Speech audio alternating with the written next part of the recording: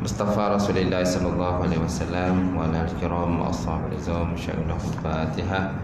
أعوذ بالله من الشيطان الرجيم. بسم الله الرحمن الرحيم. الحمد لله رب العالمين الرحمن الرحيم مالك يوم الدين إياك نعبد وإياك نستعين اهدنا الصراط المستقيم صراط الذين أنعمت عليهم غير المغضوب عليهم ولا الضالين آمين. Assalamualaikum warahmatullahi wabarakatuh. Alhamdulillah rabbil alamin wal aqibatu lil muttaqin wala udwana illa 'alal zalimin. Asyhadu an la ilaha illallah wahdahu la syarikalah wa asyhadu anna Muhammadan 'abduhu wa rasuluhu wa khaliluhu wa syafi'uhu. Allahumma salli wa sallim ala hadzal nabiyil karim wa ilal malaikatil muqarrabin wa ala alihi wa sahbihi wa man da'a bi da'watihi wa sanna bi sunnatihi ila yaumil. Rabbi shrah li sadri wa yassir li amri wa hlul 'uqdatam min lisani yafqahu qawli. Amma ba'd. Qala Allah Subhanahu wa ta'ala fi kitabil azim, a'udzu billahi minasyaitonir rajim. Ya ayyuhallazina amanu taqullaha wartanzur nafsun ma qaddamat lighad wattaqullaha innallaha khabirum bima ta'malun. Sadaqallahul azim. Maksudnya, wahai orang-orang yang beriman, takwalah kamu kepada Allah Subhanahu wa taala dan perhatikan apa-apa yang kamu persiapkan untuk hari akhirat ataupun hari esok, dan bertakwalah kamu kepada Allah Subhanahu wa taala. Sesungguhnya Allah Subhanahu wa taala itu Maha meliputi terhadap apa-apa yang kamu kerjakan. Wa qala Nabi sallallahu alaihi wasallam, kullu ummati yadkhuluna jannah illa man aba. Qalu faman ya'ba ya Rasulullah? Qala Rasulullah sallallahu alaihi wasallam, man ata'ani dakhala jannah wa man asani faqad aba. Rawahul Bukhari.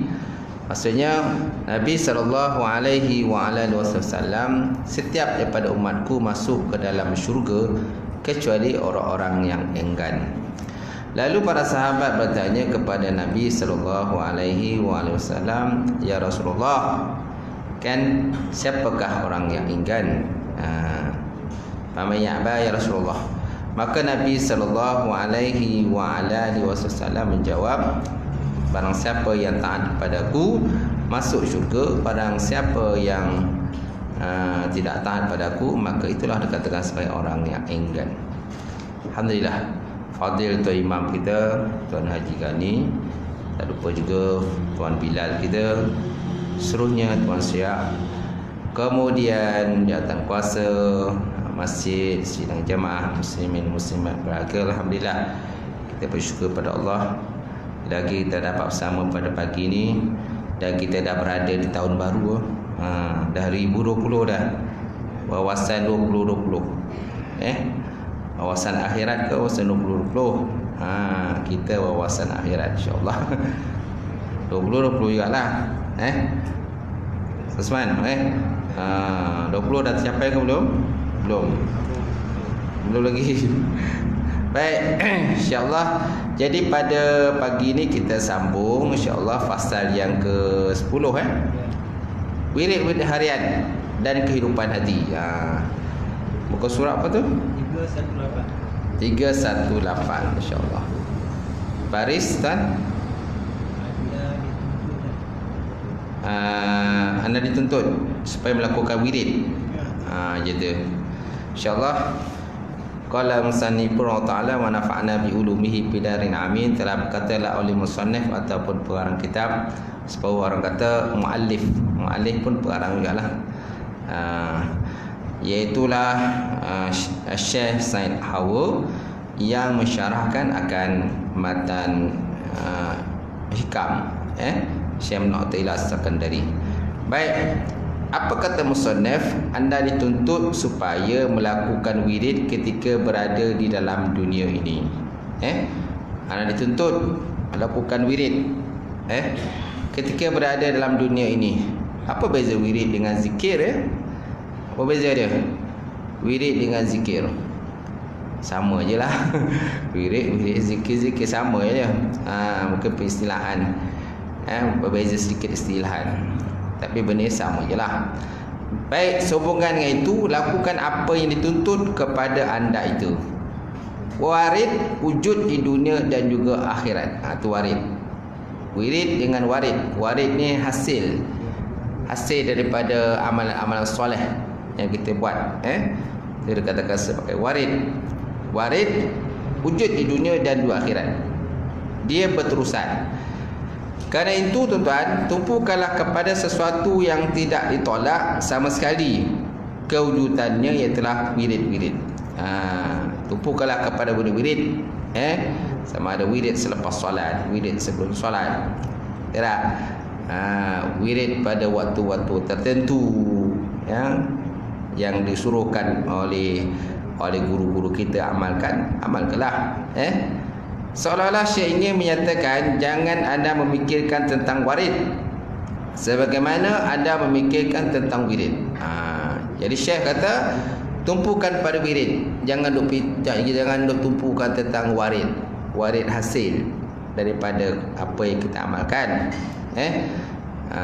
Yang penting tu apa yang kita amalkan, bukan pentingkan hasil yang kita amalkan. Kerana hasil itu insya-Allah Taala bagilah dengan niat ikhlas kepada Allah. Sebaliknya, laksanakan hak Allah yang diwajibkan ke atas diri anda. Syekh mengumpulkan kata-kata hikmah berikut: al-wiridu huwa talibuhu minka, wal warid anta tatlubuhu minhu, wa aina ma huwa talibuhu minka mimma huwa matlabuka minhu. Wirid merupakan tuntutan Allah kepada anda. Jadi wirid merupakan tuntutan Allah Ta'ala kepada anda, sedangkan warid adalah tuntutan anda daripadanya.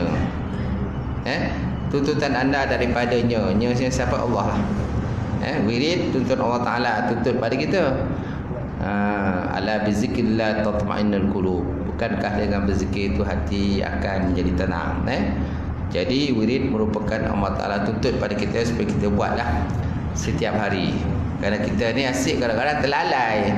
Kita terlalai, terleka dan sebagainya. Jadi dengan ada wirid, dengan ada zikir, maka akan ingatkan kita kembali kepada Allah Subhanahu wa Ta'ala. Sedangkan warid adalah tuntutan anda daripadanya. Warid ni apa yang kita harap daripada Allah lah, kan, pahala, kan, ketenangan hati, ketenangan jiwa dan sebagainya.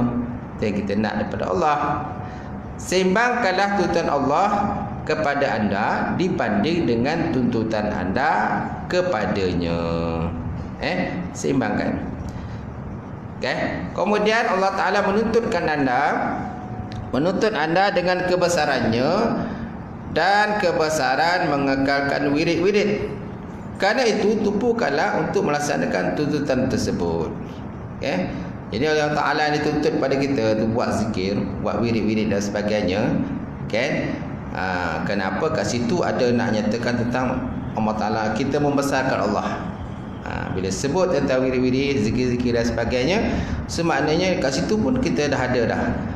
Kita membesarkan Allah Subhanahu wa Ta'ala. Kita mentakdiskan Allah, menyucikan Allah Ta'ala. Mentanzih, menyucikan Allah Ta'ala daripada sifat-sifat tajsim, menjisimkan Allah, mentasbihkan Allah, mentanzirkan Allah Ta'ala dan sebagainya. Kemudian tuntutan Allah adalah tuntutan yang paling agung dan lebih layak diletakkan di tempat perhitungan. So antara apa yang kita tuntut dengan Allah tuntut pada kita, mana lebih aula kita dahulukan? Mana lebih aula kita dahulukan, tuntutan kita ke tuntutan Allah? Sudah tentu tuntutan Allah pada kita, kan? Itu yang lebih aula kita dahulukan, bukannya tuntutan kita kepada Allah. Banyak dia kalau kita ni, kan, apa yang dia fikir, apa yang Allah Ta'ala boleh bagi pada dia. Apa yang Allah Ta'ala boleh bagi pada dia. Kalau aku buat begini, apa yang Allah Ta'ala boleh bagi pada aku. Dia tak ada fikir apa yang dia boleh bagi pada Allah. Sedangkan Allah Ta'ala kalau kira kan setiap hari macam-macam bagi kita. Kalau kita tak minta pun Allah Ta'ala bagi juga. Makan, minum, udara kan, nyawa dan sebagainya kan, kesihatan tubuh badan. Okay? Itu semua Allah Ta'ala bagi pada kita tu. Sebab ada yang kadang tak sihat, kita sihat, alhamdulillah. Syukur kita pada Allah Subhanahu Wa Ta'ala. Anak-anak yang berjaya kan, ada orang anak tak berjaya. Ada orang anak dia tak berjaya, tak lepas universiti pun. Kita anak-anak kita alhamdulillah semua lepasan universiti. Betul tak? Dengan gaji yang besar, 5,000 kan, ada gaji 10,000 dan sebagainya. Setiap hari dia bagi duit kat tuan-tuan. Sampaikan pencen tuan-tuan pun kadang tak pusing. Pencen tak pusing sebab apa? Anak bagi setiap bulan. Semua gaji besar-besar. Engineer, lawyer, pokok, arkitek. Betul tak? Juru terbang. Pilot juru terbang. Okey? Motivator, macam-macam lah pekerjaan masing-masing. Pensyarah, semua gaji besar-besar kan, 7,000, 8,000, 10,000 doktor. Betul tak tuan ni? Jadi duit tu masuk je, tak apa keluar. Betul tak? Baik jadi kita bersyukurlah pada Allah. Ada orang anak dia tak berjaya macam kita. Jadi kat situ dah Allah Ta'ala dah bagi dah macam-macam kat kita kan. Jadi kita kena fikir apa yang kita boleh bagi pada Allah, bukan apa kita fikir Allah boleh bagi pada kita. Baik. Jadi bersempena kata-kata hikmah ini, Syekh Ibn Athaillah menyebut sesuatu yang mempunyai hubungan dengan basuhan hati melalui perantaraan wirid. Setiap kali persediaan manusia semakin besar, besar juga persediaannya untuk menerima warid-warid daripada Allah Subhanahu Wa Ta'ala. So kalau kita nak menerima sesuatu anugerah daripada Allah, kurniaan yang besar daripada Allah, sudah tentu kita memerlukan usaha yang besar lah daripada kita. Kita nak sekarang sesuatu yang besar pada Allah, sedangkan usaha kita kecil. Usaha kecil je kan, tapi buat nak besar. Tak boleh lah macam tu. Jadi kalau kita nak sesuatu yang imbuhan yang besar daripada Allah, maknanya persiapan daripada kita pun besar jugalah. Mujahadatun nafsi, mujahadah diri. Itu yang utama sekali. Banyak kalau kita ni faham tentang mujahadah diri, tapi nak buat mujahadah diri itu yang susah. Baik, antara perkara yang boleh mengembangkan lagi persediaan manusia ialah banyak berzikir dan kuat bergantung dan bergaul dengan orang-orang yang soleh. Ni antara persiapan kita. Persiapan kita menuju kepada Allah Subhanahu Wa Ta'ala. So kena banyakkan berzikir. Zikir hati, zikir anggota, zikir lisan. Okey. Kemudian samping itu kuat bergantung pada Allah, tawakal. Kuat bergantung pada Allah, ataupun banyak baik sangka dengan Allah. Banyak baik sangka dengan Allah. Husnuzan. Banyak kalau kita ni buruk sangka pada Allah. Kemudian banyakkan bergaul dengan orang-orang yang soleh. Orang-orang yang soleh. Tapi kalau bergaul dengan orang tak baik boleh ke? Boleh juga, tapi dengan syarat kita, itulah kesempatan kita lah untuk nak berdakwah. Sebenarnya kalau kita bergaul dengan orang tak elok, itu sebenarnya kesempatan untuk kita berdakwah. Tak guna kalau tuan-tuan bergaul dengan orang yang tak elok tapi tak ambil kesempatan. Malahan kita sendiri yang hanyut. Itu yang parah tu. Apabila seorang duduk dalam majlis ada zikir, ia mengambil bahagiannya mengikut tahap persediaan yang terdapat pada dirinya. Jadi kalau tuan-tuan masuk dalam program-program zikir, zikrullah, kan, tarikat-tarikat dan sebagainya kan, ia mengambil bahagiannya mengikut tahap persiapan yang ada pada diri kita. Kemudian dipandu pula oleh syekh. Itu yang paling baiklah. Kalau masuk halqa-halqa zikir ni, dia ada syekh. Masuk tarikat ada syekh yang memandu kita. Kemampuan anda mendapatkan habuan dari orang soleh adalah bergantung pada persiapan daripada diri anda sendiri. Perkara ini sebenarnya ada terdapat dalil daripada Quran dan Sunnah kan baginda Rasulullah sallallahu alaihi wa ala alihi wasallam di dalam hadis Hanzalah, sebagaimana yang kerap disebut sebelum ini, menjelaskan bahawa sekiranya anda berterusan berada dalam keadaan yang sedang anda lalui ini di sisi saya dan juga dalam keadaan berzikir, sudah tentu para malaikat akan bersalam dengan anda. Masya Allah. Malaikat bersalam dengan anda. Nampak tapi tak nampaklah malaikat. Kalau nampak malaikat bersalam, okay, kan? Dia tak nampak. Sebenarnya malaikat ada je. Malaikat ada je. Dalam macam ilmu malaikat ada. Kita dipayung oleh para malaikat. Dipayungi oleh para malaikat. Tuan-tuan di kiri kanan tuan-tuan ada malaikat. Kita nampak lah. Kau nampak ke tak tahu dah cakap kan? Gitu. Tapi dia ada, insya-Allah. Kadang majlis macam ilmu begini memang ada malaikat memayungi kita. Singgahkan burung di udara, ikan di lautan memohon keampunan kepada orang yang dalam pengajian ilmu, insya-Allah. Baik. Hadis diriwayatkan dikeluarkan oleh Imam Ahmad, Ibnu Hanbal dan juga Imam Muslim. Jadi semata-mata duduk dalam majlis Rasulullah sallallahu alaihi wa ala alihi wasallam boleh menaikkan martabat manusia. Begitu juga duduk dalam majlis zikir, kata musannif. Kalau seorang itu duduk dalam majlis Rasulullah, kan, Rasulullah berada di depan dia dengan Rasulullah tengah bagi tazkirah. Jadi sudah tentu seorang itu martabatnya tinggilah. Kerana dia hidup pada zaman Nabi. Kita ni dia jauh daripada zaman Nabi. Dah 1400 tahun yang lepas dah jauh. Tapi tuan pun boleh duduk macam seperti depan Nabi kalau tuan duduk dalam majlis ahli zikir. Ahli zikir. Dia ada dua tu, ahli fikir. Ahli fikir satu, ahli zikir satu. Ahli fikir ni dia memang rajin fikir. Fikir tak habis. Tapi zikir kurang. Zikir kurang. Kita nak ahli zikir. Ahli zikir dan ahli fikir. Apalagi kalau ahli zikir, kita lagi elok macam tu. Baik, dalil yang membuktikan seorang itu mendapat habuan daripada ahli zikir mengikut persiapannya ataupun persediaannya ialah sabda Rasulullah sallallahu alaihi wa ala alihi wasallam, sesungguhnya saya adalah qasim. Apa maksud qasim? Pemberi, pembahagi yang dianugerahkan Allah Ta'ala kepada manusia. Dan sesungguhnya Allah juga yang memberi. Allah mu'ti. Kan? Ana qasim, Allah mu'ti. Saya adalah qasim. Qasim tu arwah bapa saya, Qasim. Qasim kan? Tapi orang kita dia tak panggil Qasim, dia panggil Qasim. Kap dengan kap lah. Tapi sebenarnya Qab. Qasim kan. Tapi orang kita ni biasalah slang Melayu pun Qasim. Tak? Setidak Saleh. Asal soleh. Tapi orang panggil kita Saleh. Saleh. Saleh, soleh, saleh.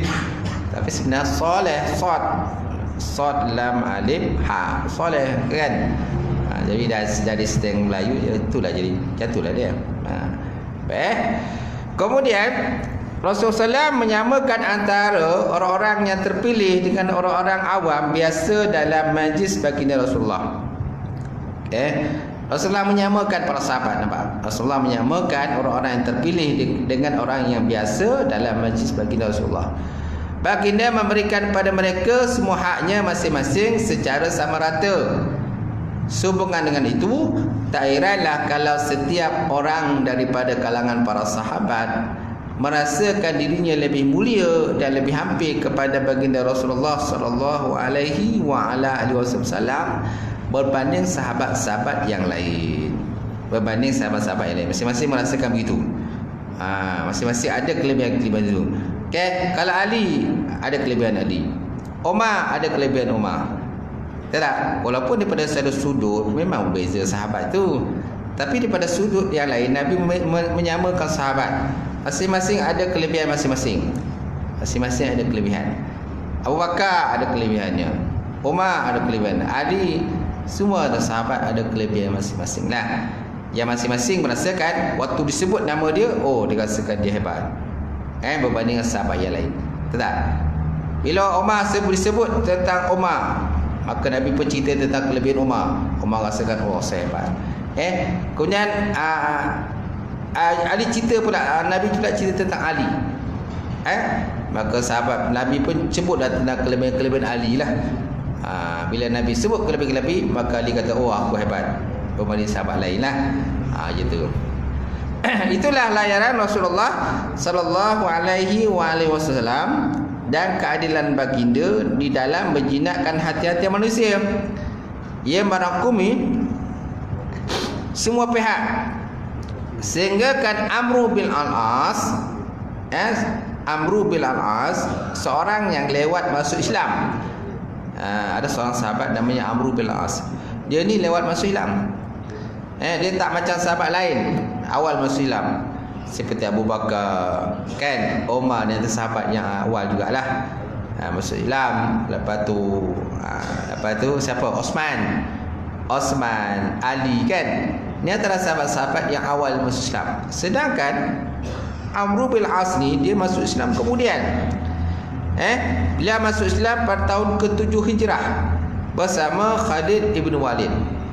Khalid bin Walid pun kita tahu, kan, dia jadi kata leader lah, leader dalam peperangan peperangan Uhud tu, kan. Dia yang menganggota ketua kepada pasukan yang berpatah semula tu untuk menyerang tentera Islam, sehingga tentera Islam terbunuh dalam peperangan Uhud. Lebih kurang dalam 70 orang sahabat terbunuh, kan.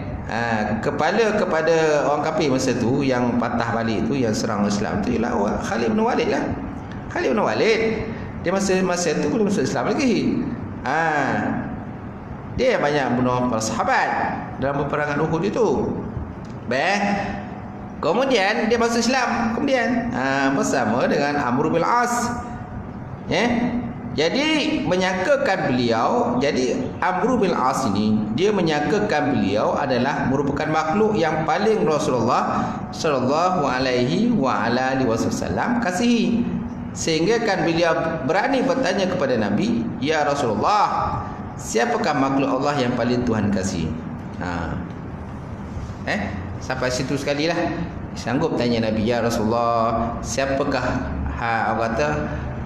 pengikutmu yang paling kamu sukai lah, macam tu. Siapa pengikut kamu yang paling kamu sukai? Siapa makhluk Allah yang paling Tuhan kasihi? Macam tu. Sampai begitu sekali dia sanggup tanya dengan Nabi lah.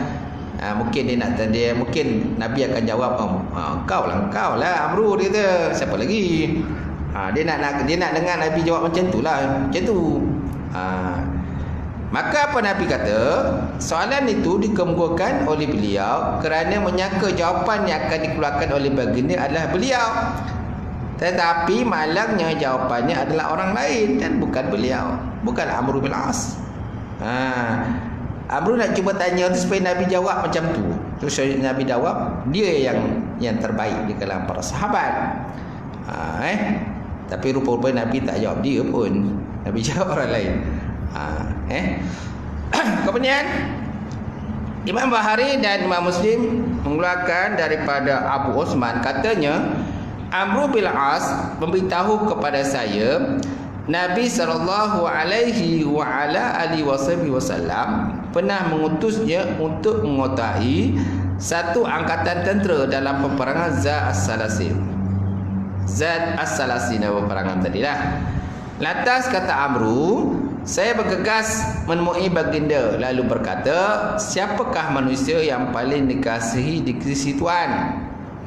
Amru tanya dengan Rasulullah, ya Muhammad, ya Rasulullah, siapa manusia yang paling dikasihi di sisi Tuhan? Jawapan Nabi, dia kata, Aisyah radhiyallahu taala anha. Itu jawapan dia. Dia jawab Aisyah. Dia tak jawab Amr bin Al-As. Engkau Amr, dia kata, kau yang terbaik kerana kau jadi ketua dalam peperangan Zat Salasil ni. Tapi Nabi jawab, bukan, Aisyah. Lalu saya berkata lagi, di kalangan lelaki siapa ya Rasulullah? Maka jawab baginda, bapa Aisyah. Siapa bapa Aisyah? Sayyidina Abu Bakar. Sayyidina Abu Bakar. Saya bertanya lagi, kemudian siapa pula selepas itu? Jawab baginda Umar. Setelah itu baginda menyebut lagi nama-nama beberapa orang lelaki yang lain. Jadi dia macam peras lah. Oh, nama aku tak naik rupanya. Aku ingat nama aku naik gitu. Nampak tak? Tapi Nabi sebut juga Al-Amru kemudian. Kerana masing-masing ada kelebihan-kelebihan masing-masing. Ada kelebihan. Bukan mana tak ada kelebihan. Sedangkan Amru sebenarnya dia masuk Islam kemudian. Abu Bakar dah masuk Islam dulu dah. Tak? Umar dah masuk Islam dulu dah. Seterusnya Rasulullah SAW memberikan layanan sama rata kepada orang ramai. Setiap orang mempunyai habuan masing-masing mengikut kekuatan persediaannya. Nampak? Mengikut kepada tahap persediaan masing-masing ataupun tahap keimanan masing-masing. Apabila persediaan yang mempunyai oleh seorang itu tinggi, bahagian yang diperolehi juga tinggi, masya-Allah. Apalagi para sahabat dulu kan memang berat bukaan dia. Macam Sayyidina Abu Bakar kan, berat ujian pada Sayyidina Abu Bakar. Dia termasuk kata dia pengiring Nabi dalam peristiwa hijrah. Tak? Mana kalau Nabi kena bunuh, dia pun kena bunuh sekali. Kalau ikutkanlah. Kena dia ikut hijrah dengan Rasulullah. Dia jadi yang kata pendamping Nabi dalam peristiwa hijrah tersebut. Kemudian dalam peristiwa apa lagi? Peristiwa Isra' dan Mi'raj. Siapa yang membenarkan Nabi? Abu Bakar yang membenarkan Nabi, bukan Amr bin As. Amr bin As kemudian Nabi belakang kan. Seterusnya, bergantung kepada Allah adalah merupakan salah satu faktor persediaan dan juga bantuan. Ini antara bentuk pergantungan pada Allah. Macam mana pergantungan diri kita pada Allah? Tawakal kita pada Allah macam mana? Tahap tinggi ke tahap rendah? Gitu. Jadi tawakal ni pun merupakan satu faktor persediaan dan bantuan untuk kita menuju pada Allah. Baik, Syekh Athaillah menyatakan iftikaruka yunfiqu alaika. Iftikaruka yunfiqu alaika. Apa maksudnya tuan? Kebergantungan anda kepada Allah memberi kesan kepada anda. Pergantungan diri pada Allah Ta'ala kan, dia ada kesan pada diri kita lah. Macam mana kesan dia? Tahap keimanan kita, pergantungan kita pada Allah.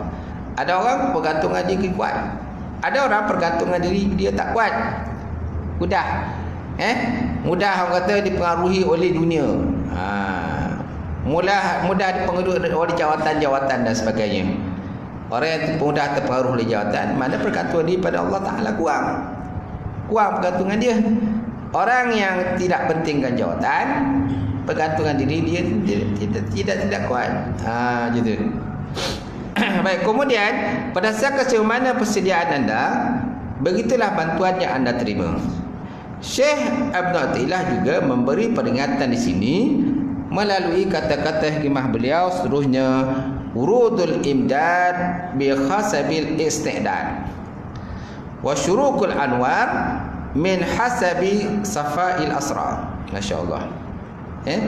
Urudul imdad bi khasabi istidad wa syurukul anwar ala hasabi sifail asrar.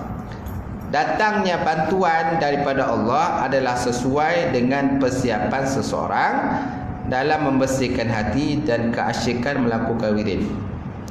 Kecemerlangan cahaya sesuai dengan keheningan hati. Kecemerlangan cahaya sesuai dengan keheningan hati. Baik, ada nombor 97 tuan-tuan bawah, jumpa tak? 97. Baik. Warid itu mengikuti. Warid ialah benda yang datang kemudian lah, hasil daripada ibadah kita, wirid-wirid yang kita lakukan. Jika wirid sempurna tuan-tuan, keluar dari hati jernih dan bersih daripada kecintaan kepada dunia, kesombongan dan sebagainya, maka warid juga akan sempurna. Warid juga akan sempurna. Jadi kalau wirid kita buat dengan sempurna, bacaan kita dengan sempurna, niat kita baik, hati jernih, bersih daripada cinta tentang dunia, bersih daripada sombong, kan? Maka warid juga akan sempurna. Kalau wirid hanya sedikit, sedikit pula warid yang datang. Masya Allah. Kalau wirid kita tak banyak, kan? Berapa saat je kita wirid?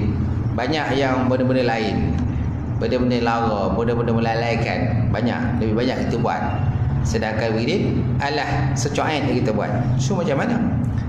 Wirid secuait, tapi nakkan warid banyak. Jadi kalau kita nakkan warid banyak, mestilah wirid pun kita kena banyak lah. Gitu. Kerana Rasulullah SAW bersabda, amalan yang disukai oleh Allah ialah amalan dilakukan secara berterusan. So amalan tu walaupun zikir dia tak banyak, tapi sentiasa kerap dia buat. Bacaan dia buat tu tak banyak pun bacaan dia, kan?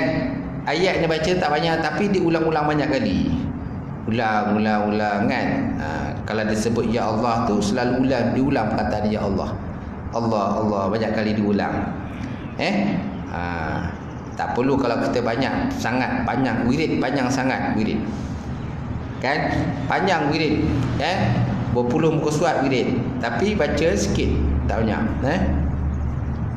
Kemudian seterusnya tuan-tuan, seterusnya Syekh menyatakan al-ghafil iza asbaha yanzuru ma za yaf'alu wal aqil yanzuru ma za yaf'alu Allah bihi. Maksudnya orang yang lalai selalu memandang, memikirkan apa yang akan diperbuat pada hari itu. Yanzuru ma za yaf'alun. Wal aqil, orang yang berakal, orang yang tidak melalaikan tauhid, sentiasa memikirkan apa yang dilakukan oleh Allah terhadap dirinya. Sentiasa memerhatikan apa yang Allah Ta'ala buat pada diri pada gini. Gitu. Sedangkan orang yang lalai duk pandang apa yang akan diperbuatnya pada hari itu. Apa program aku hari ini? Kemana aku nak pergi hari ini? Apa bisnes aku nak buat hari ini? Itu orang yang ghafil, orang lalai, kata Syekh Ibn Athaillah. Sedangkan orang akil, orang berakal, apa yang Allah Ta'ala rencanakan pada hari ini, takdirkan pada hari ini pada diri dia. Apa Allah Ta'ala nak buat pada diri dia pada hari ini. Macam tu. Itu orang yang berakal lah, orang akil. Macam tu.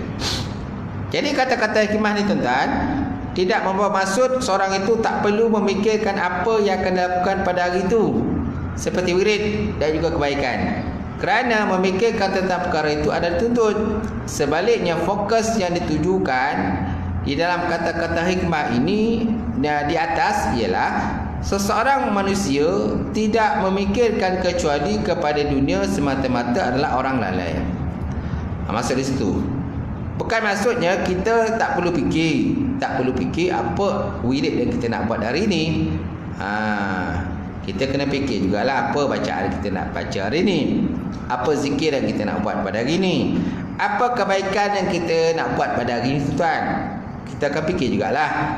Tapi jangan duk fikir terlebih bab dunia tentang akhirat. Gitu. Duk fikir dunia-dunia sampai kan akhirat kita lalaikan, kita lupakan. Baik, orang yang berakal meletakkan kepercayaan kepada Allah Azza wa Jalla dan menyerahkan kepada Allah terhadap sesuatu yang akan dilakukannya. Ini orang berakal. Dia meletakkan kepercayaannya kepada Allah dan penyerahan dirinya kepada Allah terhadap sesuatu yang dilakukan. Maknanya dia bergantung usaha, bergantung kepada Allah. Usaha dia kena buat jugalah, tapi usaha dengan cara yang baiklah. Ada usaha pun macam-macam usaha. Ada usaha yang tak baik, ada usaha yang baik, kan? Ada yang bergantung pada kata tangkal, azimat dan sebagainya. Bergantung ke tangkal pun ada. Dia menggantungkan cita-citanya pada Allah di dalam urusan-urusan dunia dan akhirat yang dilakukannya. Ini tidak bermaksud perlu meninggalkan urusan takbir yang dituntut, kerana melakukan tadbir untuk merealisasikan perintah Allah merupakan satu amalan fardu juga yang mesti kita lakukan. Mana urusan tadbir pun kita buat. Mentadbir urusan kita lah, menguruskan kehidupan kita pun penting juga demi untuk merealisasikan perintah Allah. Nak berzikir kena juga badan yang sihat. Nak baca Quran tentu badan yang sihat juga. Nak datang solat berjemaah ke masjid surau mesti badan yang sihat. Kalau badan tak sihat macam mana datang surau, nak masjid? Betul tak? Nak mengikut pengajian agama, nak juga badan yang sihat. Je kan? Nak jadi imam, tentu badan nak sihat. Kalau badan tak sihat, batu, kerja batu. Macam mana nak jadi imam? Tak boleh jadi imam kan? Sebenarnya kan, mana tadbir pengurusan diri kita pun kena ada jugalah. Macam tu. Baik, Umar bin Khattab memperlengkap satu angkatan tentera ketika sedang menunaikan solat. Beliau menunaikan satu ibadah dalam masa yang sama, artinya dikuasai ibadah yang lain. Masya Allah. Ini Umar. Umar dalam masa yang sama dia solat. Dalam masa yang sama dia menguruskan tentera dia. Masya Allah. Tak tahu macam mana dia buat. Kan? Beliau menunaikan satu ibadah dalam masa yang sama, hatinya dikuasai ibadah yang lain. Mentadbir bagi melaksanakan perintah Allah adalah perkara dituntut kepada anda. Mana dalam pengurusan diri, pengurusan komuniti dan sebagainya kan. Kita nak uruskan benda yang baik, mestilah orang kata mentadbir cara baik. Kan? Nak buat contohnya majlis zikir besar-besaran, zikir perdana. Contoh nak buat zikir perdana. Tak? Kena juga pada pentadbir dan perancangan yang telus, perancangan yang baik. Kalau tidak kan macam malbah. Kan? Kita nak buat selawat perdana, kan? Selawat perada peringkat tampin, macam tu. Nak buat selawat perdana pun mesti ada pentadbiran juga. Cara pengurusan dia, kan? Dia punya cara majlis dan sebagainya, mestilah tersusun. Kalau tak tersusun kan macam mana? PA sistem kena baik. PA sistem kena baik. Tuan nak buat majlis program besar, PA sistem hancur PA sistem. Maknanya suara kan kejap okey, kejap tak okey. Dia punya bunyi itulah sound dia kan. Macam mana nak buat? Tak boleh nak buat. Hancurlah. Kan orang pun asyik kutuk sana, kutuk sini dan sebagainya. Baik.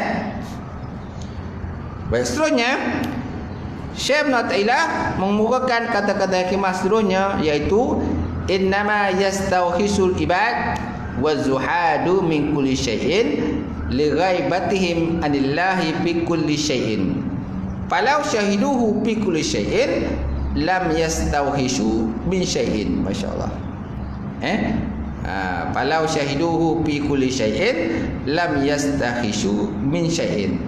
Maksudnya yang membuat resah kepada ahli ibadah dan orang-orang zuhud terhadap segala sesuatu adalah kerana adanya kesamaran dari mereka daripada Allah.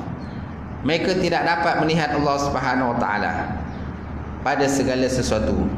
Seandainya mereka dapat melihatnya Allah pada segala sesuatu, tentu mereka tidak merasa resah terhadap segala sesuatu. Ini ahli ibadah punyalah. Ahli ibadah punya prinsip macam itulah, kan? Ataupun pegangan dia. Maknanya ahli ibadah ni ataupun ahli zuhud ni, dia boleh kalau dia nampak sesuatu tu dia ingat pada Allah. Tapi kalau dia nampak sesuatu dia tak ingat pada Allah, dia akan rasa resah. Dia resah dia kan? Tak sebesalah kehidupan dia. Kalau dia nampak satu betul dia ingat pada Allah, maka hati dia tenang. Tenang kan? Hati kita naklah. Kita lihat semula yang menjadi resah ahli ibadah dan orang-orang zuhud terhadap segala sesuatu adalah kerana adanya kesamaan mereka daripada Allah. So maksudnya mereka tidak dapat melihat Allah pada segala sesuatu. Pada segala sesuatu. Seandainya mereka dapat melihat Allah pada segala sesuatu, tentu mereka tidak merasa resah terhadap segala sesuatu. Dia tak akan resah. Tapi masalahnya bila dia tak nampak sesuatu tu, di sebaliknya ada Allah, baru dia rasa resah. Kalau nampak sesuatu tu di sebaliknya ada Allah yang mengatur dan menguruskan alam ini, maka dia akan jadi tenang dan sebagainya. Baik, kemudian ahli ibadah ada orang zuhud, dia suka uzlah. Ni orang ibadah. Kan? Karakter orang ibadah ni tuan, dia suka duduk beruzlah, mengasingkan diri, berzikir kepada Allah. Kan? Itu orang yang zuhud pada Allah. Sebaliknya orang arif yang diberi keizinan menunjuk ajar manusia, suka bergaul dengan manusia supaya manusia dapat mengambil faedah daripada pergaulannya. Itu orang arif lah. Orang arif billah ni dia suka bergaul. Sambil itu dia bagi nasihat pada orang. Sambil bergaul dia bagi nasihat pada orang. Kan? Itu baik juga, bagus. Itu arif billah. Orang ada ibadah, ada zuhud pula lain. Dia suka menyendiri, kan? Dia memikirkan sesuatu tentang alam, kan? Memikirkan benda-benda yang baik dan sebagainya. Dia beruzlah diri. Baik, kemudian di dalam kata-kata hikmah di atas, Syekh Ibn Athaillah menjelaskan tentang sebab-sebab kenapa ahli ibadah dan orang yang zuhud berada dalam keadaan resah apabila melihat makhluk Allah. Jadi di sini tuan, Syekh Ibn Athaillah nak jelut pada kita bahawa kenapa ahli ibadah dan orang zuhud dia rada resah bila bercampur dengan makhluk. Bila campur dengan makhluk ni dia rasa resah, dia tak tenteram. Tapi kalau dia menyendiri, dia tenteram. Macam tu. Alasan ini adalah merupakan alasan orang yang telah berjaya sampai ke makam yang tinggi dan memberikan setiap orang hak yang berhak diterimanya. Beliau menyatakan ahli ibadah dan orang zuhud merasa resah dan keluh kesah kerana mereka belum sampai kepada peringkat syuhud dan makam ihsan. Nampak tak? Itu tak sama mana ahli ibadah dengan orang yang arif Rabbani tadi berbeza. Orang arif dia bergaul dengan manusia, tapi masa sama dia bagi nasihat, tunjuk ajar pada manusia. Itu yang paling baik, kan? Ahli ibadah pula dia suka menyendiri je tu. Dia tak nak berkaum dengan orang. Adakah tak baik? Baik juga, tak ada masalah. Ada masa kita perlu menyendiri. Ada masanya kita perlu menyendiri juga, kan? Bertafakur, kan? Berzikir pada Allah perlu juga. Macam tu. Beliau menyatakan ahli ibadah dan orang zuhud merasa resah dan keluh kesah kerana mereka belum sampai kepada peringkat syuhud dan makam ihsan. Sebagaimana terdapat dalam kata-kata hikmah, innama yastahisul ibad wazuhad min kulli syai'in li ghaibatihin anillah fi kulli syai'in falau syahiduhu fi kulli syai'in lam yastauhishu min syai'in. Ulang balik kata-kata tadi tentang yang membuat resah ahli ibadah dan orang zuhud terhadap segala sesuatu adalah kerana kesamaran mereka daripada Allah. Maksudnya mereka tidak dapat melihat Allah pada segala sesuatu. Seandainya mereka dapat melihatnya Allah pada segala sesuatu, tentu mereka tak rasa resah pun terhadap segala sesuatu yang mereka hadapi. Mana berdepan dengan apa saja masalah dalam dunia ni, dia berjumpa dengan siapa saja dalam dunia ni, tak kisah. Yang penting yang membawa dirinya dekat kepada Allah Subhanahu Wa Taala. Wala bagaimanapun, jangan kita memahami konsep syuhud di sini dengan kepahaman yang salah. Seterusnya Syekh Ibn Athaillah menyatakan, wallahu alam lah. Sampai situ, tuan.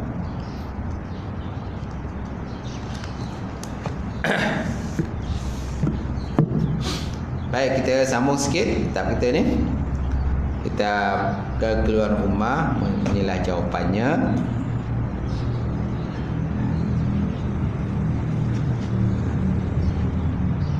Azan 2 kali hari Jumaat dah? 208. 208. Okay. Zikir bergerak. Okey, menggerakkan zikir, menggerakkan badan kita berzikir, boleh ke tak? Soalan, bolehkah menggerakkan badan ketika berzikir? Seumpama menggerakkan badan atau kepala ke kiri dan ke kanan. Supaya seumpama menggerakkan badan atau kepala ke kiri dan ke kanan. Jawapannya, dia tidak dilarang oleh agama. Jawapannya tidak dilarang dalam agama. Dalilnya allazina yazkurunallaha qiyaman wa qu'udan. Allazina yazkurunallaha qiyaman wa qu'udan. Orang-orang yang menyebut dan mengingati Allah Ta'ala keadaan berdiri dan duduk. Kadang ada orang berdiri, ada orang kadang lebih dia punya makam dia. Berzikir naik syekh. Berzikir sampai naik syekh. Kan? Bergoyang sana, bergoyang sini kan.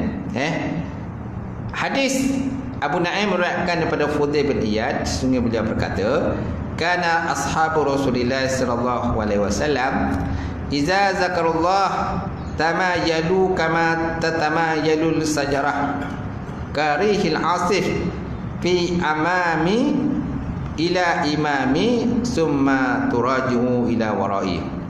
Summa turaji'u ila warai adalah para sahabat Nabi sallallahu alaihi wa ala alihi wasallam ketika mereka berzikir ataupun ingati Allah, mereka condong ke kiri dan ke kanan seperti mana pokok berayun kerana ditiup angin ke depan kemudian kembali ke belakang.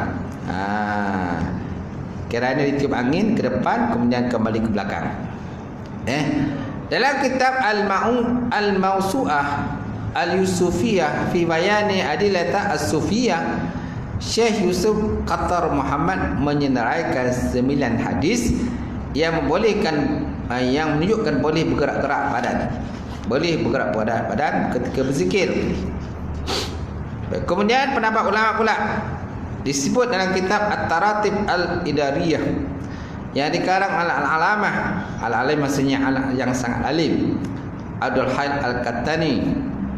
Beliau berkata, wayatur rufsi innal qaumi zikrun min qiyamin wa huwa masyru'un bin nasil Qur'anil Karim allazina yazkurullaha qiyaman wa qu'udan. At-tamayulu wal ikhtizar. Tetap at-tamayulu wal ikhtizar manqulun an as-sahabati. Faqad rawa Abu Nu'aim an Fudail bin Iyad annahu qala kana ashabu Rasulillah sallallahu alaihi wasallam idza zakarallahu tamayalu kama tatamayalu sajarat birihil asih ila imami summa turaji'u ila warai. Menari yang paling maksimum di sisi kaum yang berzikir ialah zikir dengan berdiri, dan dia adalah dibolehkan dengan nas Quran Al-Karim. Mafhumnya daripada ayat Quran, orang-orang yang ingat Allah Ta'ala sama ada berdiri ataupun ketika duduk. Allazina yazkurunallaha qiyaman wa qu'udan, itu kan? Wa yatafakkaruna fi khalqis samawati wal ard rabbana ma khalaqta hadza batila subhanaka faqina azaban, ayat itu kan? Jadi mencondongkan badan dan bergerak adalah dinukilkan daripada para sahabat. Abu Nu'aim meriwayatkan daripada Fudail bin Iyad, sesungguhnya beliau berkata adalah para sahabat Rasulullah sallallahu alaihi wa ala alihi wasallam ketika mereka mengingati Allah, mereka condong ke kiri dan ke kanan seperti mana pokok berayun kerana ditiup angin ke depan kemudian kembali ke belakang, ke depan dan ke belakang. Aja tu. Semana dibolehkanlah. Berzikir kan. Tapi mesti ada orang yang ada syekh lah yang pandu tu. Adalah syekh yang pandu dia. Kan? Ni tak ada syekh yang pandu, susah juga. Kau cakap ni pahaman apa ni? Ini pahaman pelik, ajaran sesat kata. Ini ajaran sesat, kan? Baik. Siapakah para ulama? Para ulama yang membolehkan bergerak-gerak badan ketika berzikir. Siapakah di kalangan para ulama yang membolehkan bergerak-gerak badan ketika berzikir? Jawapannya ialah seperti Imam Syed Al-Kabir Ahmad bin Rafa'i, Abu Hafiz Ibn Hajar Asqalani pun ada, Imam Khairuddin Imam Ramli pun ada, kemudian Al-Hafiz Jalaluddin As-Sayuti, Al-Alama Ibn Jauzi, Imam Nawawi, Imam Al-Alama Muhammad As-Safarini Al-Hambali, Imam Said Al-Abi Madian, Abu Madian, Imam Syekh As-Sanusi, Imam Al-Alama Al-Kantani, bukan Kelantani Kelantani itu lain. Kelantani itu yang pengarang kitab Syekh Ali bin Abdul Rahman Al-Kelantani.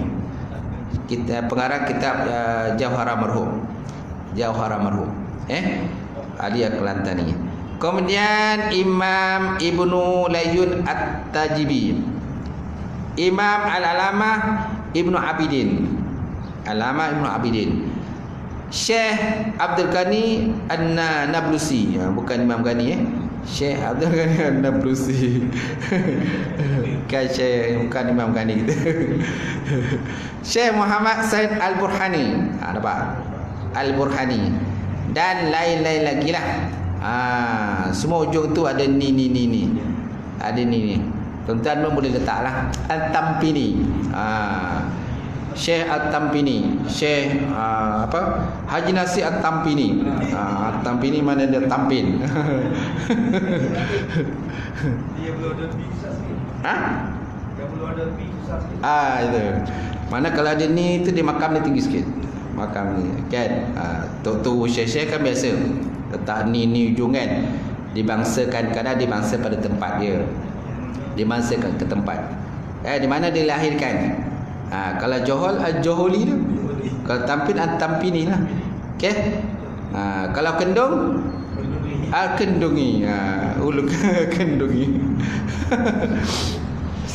Banyak ulama-ulama dia memang letak macam tu ke ujung dia. Palembangi Palembangi Al-Pontianak, Pontianai. Al-Pontianak ada seorang tu guru Pontianak. Kan? Dia karang satu kitab. Satu kisah lupa nama kitab tu, ada satu kitab Al-Pontianak, Al-Pontianai, Pontianak, Al-Pontianaki, Al-Pontianaki, ki ya. Sebab ujung ni K. Pontianaki. Memang dia lahir di Pontianak. Memang dia ada satu kitab dia karang Syekh tu. Baik. So mana kesimpulannya? Kesimpulannya apa? Boleh menggerakkan badan ketika berzikir. Je tu tak ada masalah. Menari tak boleh. Menari tak boleh. Dan kalau boleh ada syekh lah, syekh tunggu yang handle kita, guide. Kalau tak ada syekh yang guide tu, yang takut jadi lain pula makam dia. Lain pula jadi kan. Je tu.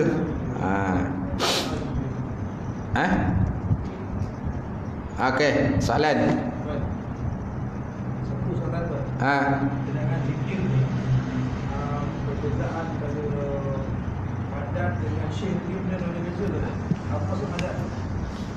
Madan ni saya tahu, wallahu alam. Madan. Biasa dia panggil madan. Madan pun bentuk zikir juga. Dah masuk syekh tu. Madan ni lebih macam dia apa, syair-syair. Dia ada bentuk syair-syair lah. Gitu. Syair-syair madad dia syair-syair dalam tu. Kan? Susunan-susunan syair dia, kasidah-kasidah dia tu. Kasidah-kasidah dia tu madad lah bagi. Okey. Kalau syekh tak syekh lah. Syekh tetap syekh. Bentuk-bentuk kasidah, bentuk-bentuk kasidah, ada pelbagai bentuk kasidah. Baik. Selawat pada 10 bulan kan, Sri Menanti. Selawat peringkat yang 9. Apalah yang peri-peri tu, yang ada peri kan, yang tak ada kerja tu malam. Pergilah sana selawat di Sri Menanti. Sri Menanti, Kapadang Sri Menanti 10 bulan. 10 bulan ni lah. Apa tu? 10 bulan. 4. 6 hari 10 bulan kan? Tak silap saya 10 bulan lah. Syekh Zainal Habib Zainal Abidin. Dengan yang apa tu, yang kumpulan daripada Al-Jenderami. Al-Jenderam. Kan ada Jenderam, kan ada satu pusat, pusat untuk macam kata majlis ilmu ni lah. Majlis ilmu tu Al-Jenderami.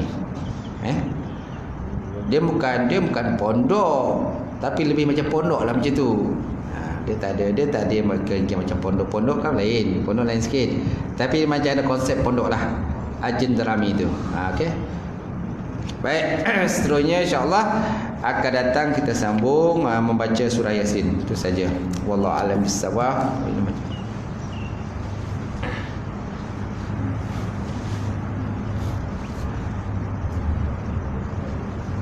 A'udzubillahi minasyaitonir rajim. Bismillahirrahmanirrahim. Alhamdulillahirabbil alamin wassalatu wassalamu ala asyrafil mursalin wa ala alihi washabbihi ajmain. Allahumma zidna ilman nafi'a wa yaqinan shadiqa wa amalan mutaqabbala rizqan halalan wa barakatan katsirah wa siyana fataya alim wa lana qulubana bi nuri ma'rifataka wa ta'ala alifin. Allahumma faqina fid din, Allahumma faqina fid din. Allahumma ja'al hadzal jam'al marhuma wa tafarruqana min ba'di tafarruqan ma'suma. Rabbana aftah bainana wa baina qaumina bil haqq wa anta fatihim. Allahumma inna na'udzubika min azabil qabri wa min azabin nar wa min fitnatil mahya wal mamat wa min fitnatil masih dajjal. Allahumma inna na'udzubika min ilmin la yarfa wa min nafsin la tashfa wa min qalbin la yasha wa min du'ain istajaba laha ya arhamar rahimin. Allahumma arina haqqa haqqa warzuqna tinabah wa arina batila batila warzuqna tinabah birahmatika ya arhamar rahimin. Rabbana atina fid dunya hasanah wa fil akhirati wa qina azabannar. Subhana rabbika rabbil izzati amma yasifun wa salamun alal mursalin. Taqabbalallahu minkum taqabbal ya karim.